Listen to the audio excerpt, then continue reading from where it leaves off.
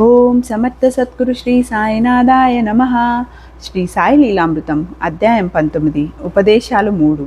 సమర్థ సద్గురు. భగవద్గీతలో శ్రీకృష్ణుడు ఈ ముల్లోకాలలోనూ తాను పొందవలసినది ఏదీ లేదని, అయినా లోకానికి ఆదర్శంగా ధర్మం నెరవేరుస్తుంటానని చెప్పాడు. సిసలైన గురువు కూడా పూర్ణసిద్ధుడైన సాధకునిలా స్వధర్మానికి చెందిన విధి నిషేధాలు పాటిస్తూనే భక్తుల భావాలకు తగినట్టు వారితో వ్యవహరించి తగు రీతిన సంస్కరిస్తాడు. ఈ అంశాలన్నీ సాయిబాబాలో చూడవచ్చు. అందుకే ఆయన సమర్థ సద్గురువు. ఒక మారుమూల కుగ్రామంలో ఊరు పేరు లేని పిచ్చి పకీరుగా వెలిసిన సాయిబాబాను ఎందరెందరూ సాధువులు చూసి ప్రశంసించారు. అప్ప అనే కన్నడ సాధువు ఠాకూరును, తపోవనంలోని సాధువు బాలకృష్ణ ఉపాసని శాస్త్రిని, ఇమాంబాయ్ చోటే ఖాన్ను దర్వేన్ షాను ముస్లిం మహనీయుడు, అబ్దుల్లాను గురువైన అమీరుద్దీన్ ఫకీరు సాయి దర్శనానికి పంపారు. అంతేకాక ఉపాస్య దైవమైన శ్రీమన్నారాయణుడు తన ఉపాసకుడైన రేగేను, సప్తశృంగిదేవి తన పూజారిని కూడా దేవాది దేవుడు మునిజన వంద్యుడు అయిన సాయి సద్గురుని దర్శన సేవలకు పంపారు. తులజాపూర్లోని భవానీదేవి తర్వాత చండలేశ్వరి దేవి కూడా నరహరి శర్మ అనే భక్తుణ్ణి శ్రీ నృసింహ సరస్వతి స్వామిని ఆశ్రయించమనడం శ్రీ గురు చరిత్రలో చూడవచ్చు. శివకేశవులను శ్రద్ధగా ఉపాసిస్తే ఆ దేవతలు సద్గురువుని చూపుతారని, సద్గురు కృప కలిగినప్పుడు శివకేశవుల కృప అదే కలుగుతుందని శ్రీ గురు చరిత్ర చెబుతుంది. దేవతల కంటే సద్గురువు అధికుడన్నది నిశ్చయం.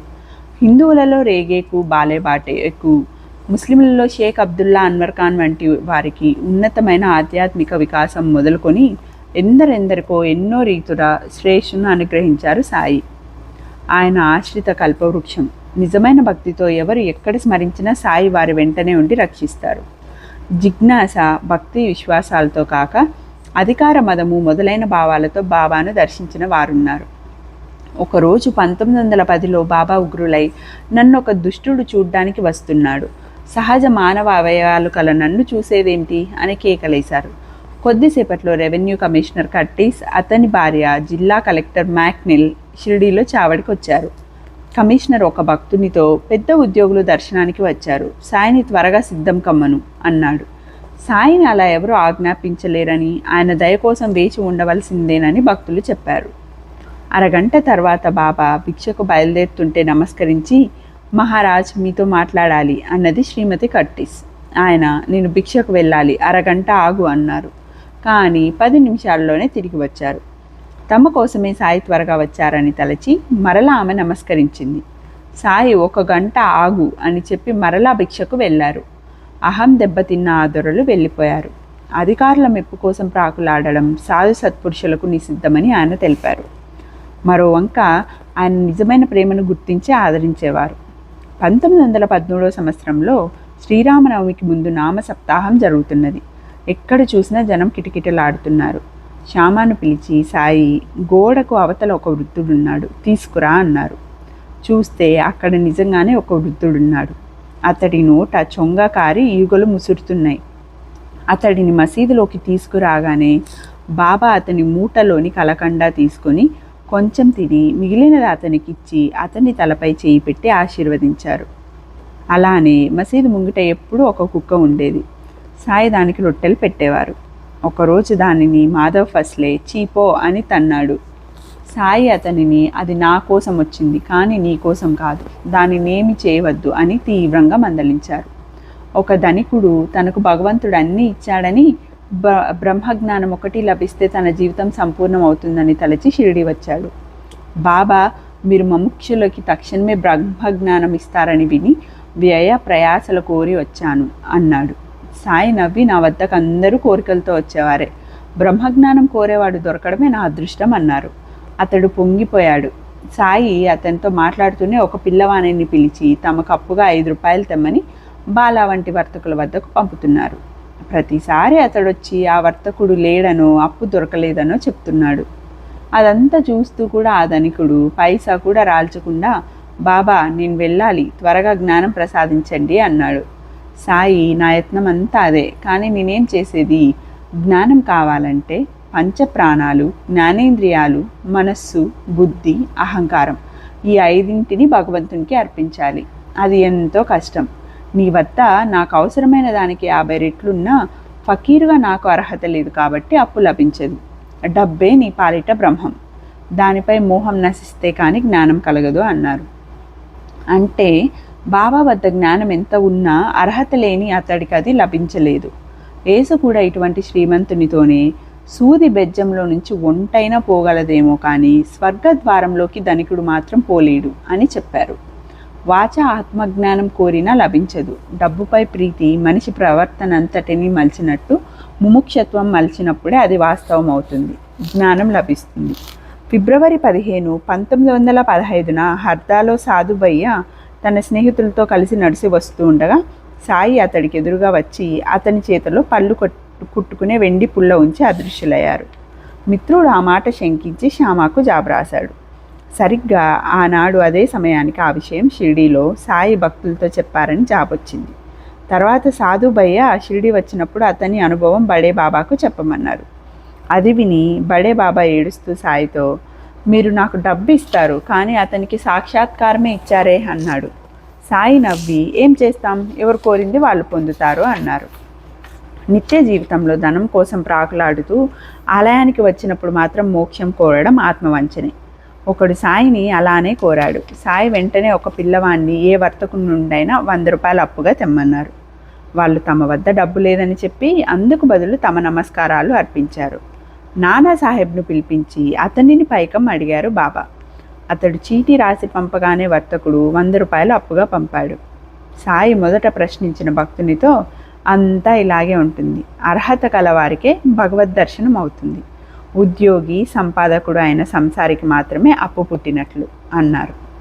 సాయి వంటి సద్గురువు మీద ప్రీతి పెరిగిన కొద్దీ భక్తులకు ధనంపై ప్రీతి తగ్గుతుంది. సాయి కూడా వారిని ఆ రీతిని అనుగ్రహిస్తారు. శ్యామ ఒకనాడు, బాబా నీవెందరికో సిరి సంపదలిచ్చావు, నాకేమి ఇవ్వలేదేమి, నీవు కూడా చింకి గుడ్డలేసుకొని పాత మసీదులో గోనె మీద నిద్రిస్తావు, పీనాసివి, తిండి కూడా ఇతరులను అడుక్కుంటావు, నిన్నందరూ దేవుడు అంటారు, నిజానికి నిన్నొక దేవుని చేసింది మేము కాదంటే అడిగేదెవరు అన్నారు. సాయి ఎంతో ప్రేమగా, సిరి సంపదలు నీకు తగవు, నీకు ఇవ్వవలసినది వేరు అన్నారు. ఒకసారి సింధీ వర్తకుడొకడు శ్యామకు బంగారు నాణాలు సమర్పించబోతే సాయి అతనిని కఠినంగా వారించారు. అతనికి ఇవ్వవలసినదేమో సాయి తమ చర్యలలో సూచిస్తున్నారు. షిరిడీలో ఒక రామదాసి రోజు స్నానం చేసి మసీదులో విష్ణు సహస్రనామ పారాయణ చేసేవాడు. బాబా ఒకరోజు తమకు కడుపు నొప్పిగా ఉందని బజారు నుండి షోనాముఖి అనే మూలిక తెమ్మని అతనిని పంపారు. అతడు వెళ్ళగానే బాబా అతని విష్ణు సహస్రనామం పుస్తకం శ్యామకిచ్చి, ఇదెంతో శక్తివంతమైంది, ఒకప్పుడు నాకు గుండెదడ వచ్చి మరణం తప్పదు అనిపించింది, అప్పుడు దీనిని హృదయానికి అత్తుకోగానే భగవంతుడే దిగి వచ్చి వ్యాధి తగ్గించినట్లు అనిపించింది, ఇది తీసుకొని రోజుకొక్క నామమైన భావయుక్తంగా నెమ్మదిగా చదువు, ఎంతో మేలు చేస్తుంది అన్నారు. ఆయన వినోదంగా తనకు రామదాస్కి తగువ పెడుతున్నారని తలిచి, ఈ రామదాసి మహాముక్కోపి, ఈ పుస్తకం నేనే దొంగిలించానని తలిచి పోట్లాడతాడు, నాకొద్దు, నేను సంస్కృతం కూడా చదవలేను అన్నాడు శ్యామ. కానీ సాయి పట్టుబట్టడంతో తీసుకున్నాడు. రామదాసి రాగానే భక్తుడు అన్నా చించినీకర్ సాయికి వినోదం కల్పించాలని, నీ పుస్తకం శ్యామ వస్తున్నదేంటి అన్నాడు.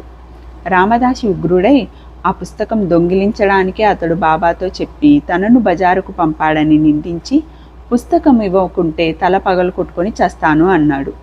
ఒక వంక శ్యామకు హితం చేస్తూనే రామదాసుని కూడా సంస్కరించారు బాబా. బాబా, నీవు రామభక్తుడివైన ఈ గ్రంథ పారాయణ చేస్తున్నా నీ మనసు పవిత్రం అవ్వలేదేమిటి, అది నీకు ఇదివరకే కంఠస్థమైంది కదా, ఇక అది నీకెందుకు, శ్యామ మనవాడే కదా, నేనే అతడికి ఆ పుస్తకం ఇచ్చాను, దానిపై వ్యామోహమే ఇంత కోపానికి కారణం, ప్రశాంతంగా ఆలోచించు, డబ్బు పారేస్తే పుస్తకాలు దొరుకుతాయి, మనుషులు అలా కాదు, ఇంత చేస్తే ఆ పుస్తకం వెల ఎంత అన్నారు బాబా. ఈ సంఘటన ద్వారా ఎవరికి ఏది అవసరమో అది వారికి ప్రసాదించారు సాయి. శ్యామకు పవిత్ర గ్రంథం, రామదాసికి వివేకం. భక్తుని హృదయంలో తమపై ప్రీతి ఉన్న పచ్చి లౌకికల దుస్సాంగత్యంలో జీవించక తప్పని వారిని సస్తాంగంలోకి లాగుతారు బాబా. దాసగును ఇలా చెప్పాడు, నేను పోలీస్ శాఖలో పనిచేస్తుండగా నానా చందోర్కర్తో కలిసి సాయిని సందర్శించాను. సాయి నానాతో, ఇతడికి తమాషాలన్నా ఉద్యోగమన్నా వ్యామోహం ఎక్కువ, అవి వదలమను అన్నారు. అంతటితో నేను తమాషాలలో పాల్గొనడం మానేశాను. తమాషా అంటే ఇక్కడ వీధి నాటకాలని అర్థం. కానీ ఉద్యోగం వదలలేకపోయాను. ఆయన ఎప్పుడు ఆ మాట చెప్పినా చూస్తాను అనేవాణ్ణి. బాబా ఇలా 10 ఏళ్ళు చెప్పి చివరికి వీడిని కొరత వేస్తే కానీ ఉద్యోగం మానడు అన్నారు. తర్వాత ఒకసారి మరో 3 పోలీసులతో పాటు నన్ను కానాబిల్ అనే పేరు మోసిన బందీపోటుపై నిఘా ఉంచారు. అతడు కనిపెట్టి ఆ 3 చంపేశాడు. నేను భయంతో శ్రీరాముని ప్రార్థించాను. కానాబిల్ నన్ను బెదిరించి విడిచిపెట్టాడు. తర్వాత అతడు ఒక కొండ ప్రాంతంలో తిరుగుతుంటే అధికారులకి తెలిపాను. పోలీసులు అన్ని వైపుల నుండి దాడి చేశారు. చాలామంది పోలీసులు కూడా మరణించాడు. అతడు మాత్రం తప్పించుకున్నాడు. ఇంకా నాకు ధైర్యం చాలక సెలవుకై ఒక దొంగ డాక్టర్ సర్టిఫికేట్ దాఖలు చేసి సెలవు మంజూరు కాకముందే నా స్థానం విడిచి యాత్ర చేశాను. అందుకు ఉద్యోగంలో ఇబ్బంది రాకుంటే ఈసారి ఉద్యోగం విడుస్తానని గోదావరిలో నిలబడి సాయికి మొక్కుకున్నాను. అక్కడ ఒక దొంగల ముఠా కనిపించడంతో నా ప్రయాణానికి సాకు దొరికింది. ఇంతలో ప్రమోషన్ పరీక్ష కూడా పాస్ అయ్యాను. అయినా నాకు ప్రమోషన్ రాదన్నారు బాబా. తర్వాత నాకు బదిలీ అయిన చోటుకి షిరిడి మీదుగా వెళ్తూ బాబాకు కనిపించవలసి వస్తుందేమో అని మసీదు వైపుకు తిరగకుండా తిన్నగా పోతున్నాను. కానీ సరిగ్గా లెండి దగ్గర బాబా ఎదురయ్యారు. గుర్రం దిగి నమస్కరించాను. గను గోదావరి జలం చేతపట్టి ప్రమాణం చేసిందెవరు అన్నారు. అలాగే చేస్తాను కదా అన్నాను. సరే ఉండు, ఇలా చెప్తే వినవులే అన్నారు బాబా. కొద్ది కాలమైంది. ఒక నేరస్తుని నుండి వసూలు చేసిన జరిమానా పైకం నా సాటి పోలీసు కాజేశాడు. నాకు శిక్ష తప్పదు. ఈసారి శిక్ష తప్పితే తప్పక ఉద్యోగం విడుస్తాను అని మొక్కుకొని శిక్ష తప్పగానే 1903లో రాజీనామా చేశాను. బాబా ఆ విషయం ప్రస్తావించినప్పుడల్లా నీవు నాందేడులో ఉండు అనేవారు. నాకు భుక్తి ఎలా అంటే నేను పోషిస్తాను అనేవారు. కనుక నేను నాందేడులో స్థిరపడ్డాను. మొదట కీర్తనలే నాకు జీవనమయ్యాయి. తర్వాత ఒక భక్తుడు తక్కువ ధరకిచ్చిన పొలమే నాకు జీవన ఆధారమైంది. సాయి విశ్వాసం లేని వారిని కూడా కష్టాలలో రక్షించి భక్తిని ప్రసాదించి తర్వాత తమ సేవలోనే ముక్తి ప్రసాదిస్తారు. ఆ తర్వాత దశ మహల్సాపతిలో చూస్తాం. అతడు బంగారు పని తరతరాలుగా వంశాచారంగా వస్తున్న ఖండోబా ఆలయంలో అర్చకత్వము చేసేవాడు. సాయి అతని చేత బంగారు పని మాన్పించి అర్చకత్వము భిక్ష చేయించారు.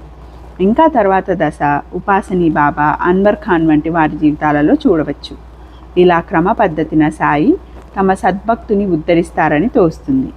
అయితే ఎక్కువ మందికి అంత స్థిరమైన మనసు ఉండదు. కనుక సాయి వంటి సద్గురువు సేవ దొరికినా కొంతకాలమయ్యాక దానిని విడిచి ఆయన పట్ల శ్రద్ధ కోల్పోతారు.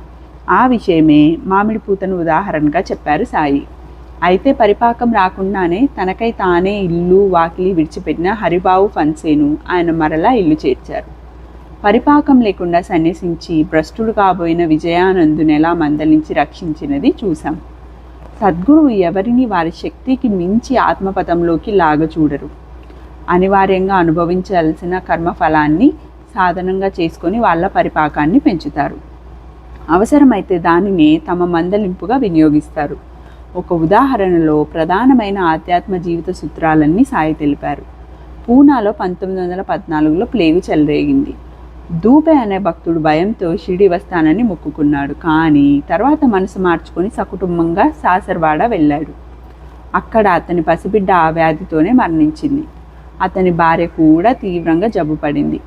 నాటి రాత్రి సాయి దూబేకు స్వప్న దర్శనమిచ్చి మానవుడు మొక్కులు చెల్లించి తీరాలి, లేకుంటే ఇలా బాధలు వస్తాయని చెప్పి అతని భార్యకు నుదుట విభూతి పెట్టారు. వెంటనే దూబే నిద్రలేచి తన భార్య నుదుట విభూతి చూసి ఆశ్చర్యపోయాడు. ఇంతటితో అధ్యాయం 19 ముగిసినది. ఓం సాయిరాం.